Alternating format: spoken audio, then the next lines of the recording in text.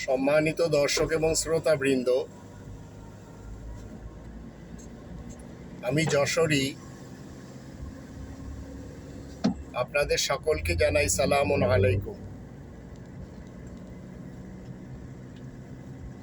আমাদের যে সমস্ত পিতামাতারা তাদের সন্তানদেরকে বিবাহ দিতে চান না বালেগ হওয়ার পর, এবং যারা বলেন যে সন্তানেরা লেখাপড়া করে প্রতিষ্ঠিত হলে তাদেরকে বিবাহ দিতে হবে, এমন কনসেপ্ট ইসলাম আমাদেরকে শিক্ষা দেয় না। এটি আমাদের মনে রাখতে হবে। আর প্রত্যেক মাতা পিতাকে আমি বলতে চাই, আপনাদের সন্তানদের যখন ক্ষুধা লাগে তখন তাদেরকে আপনারা খাবার খেতে দেন, যখন পিপাসা লাগে পানীয় জল দেন, যখন ঘুম আসে তখন তাদের ঘুমের ব্যবস্থা করেন, আবার প্রস্রাব পায়খানা আসলে তাদের জন্য সে ব্যবস্থা রয়েছে। কিন্তু যখন ছেলে আর মেয়ে বালেগ হবে, আর বালেগ হওয়ার পরে যখন তাদের দৈহিক চাহিদা জাগবে, তখন তারা কোথায় যাবে? যদি তাদের বালেগ হওয়ার পরে বিবাহের ব্যবস্থা না করা যায়, তাহলে অবশ্যই তারা অবৈধ পন্থাকে অবলম্বন করবে। আর অবৈধ পন্থায় যখন তারা ধরা খাবে, তখন গার্জিয়ানদের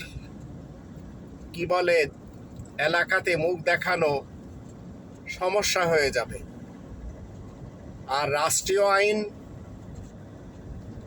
কোরআন বিরোধী আইন, গণতন্ত্রের হোক, রাজতন্ত্রের হোক, সমাজতন্ত্রের হোক কিংবা মোল্লাতন্ত্রের, তারাও কখনো চায় না যে একটি ছেলে আর একটি মেয়ে বালেগ হওয়ার পরে তারা পড়াশোনা চালিয়ে যাক, বিবাহের মাধ্যম দিয়ে দাম্পত্য জীবনেও আসুক। এটি কখনো চায় না।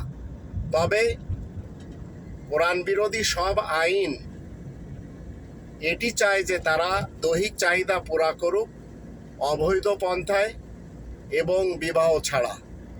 আর ইসলাম কখনো এটি সম্মতি দেয় না। ইসলাম 4 নম্বর সূরা আন-নিসা এর 6 নম্বর আয়াতে বলা হচ্ছে, ওয়াবতালুল ইয়াতামা হাত্তা ইযা বালাগুন নিকাহ। যারা ইয়েতিম, তাদের যত সময় বিবাহের বয়স না হবে তত সময় দেখাশোনা করতে হবে। বিবাহের বয়স আসলো, এখন তারা বিবাহের উপযুক্ত, তাদেরকে বিবাহ দিতে হবে। বিবাহ দেওয়ার পর একটি মেয়ে পড়ালেখা করতে পারে।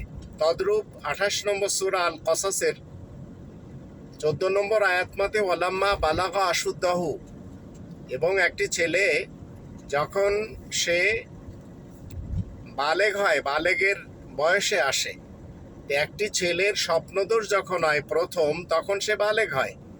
একটি মেয়ের প্রথম যখন মাসিক আসে তখন সে বালেগ হয়। তো বাবা মার উচিত এই বালেগ ছেলে মেয়েকে বিবাহ দিয়ে তাদের পড়াশোনার কাজকেও চালিয়ে নেওয়া। এমনকি বিবাহের পর যদি ছেলে মেয়ে তারা পড়াশোনা করে, তাহলে আমি গ্যারান্টি দিতে পারি তারা কখনো ফেল হবে না এবং তাদের পড়াশোনাতে কোনো ধরনের অমনোযোগী হবে না। তাই আসুন আমরা সবাই আমাদের সন্তানদের যারা বালেগ হয়ে গেছে তাদেরকে বিবাহ দেওয়ার জন্য চেষ্টা করি।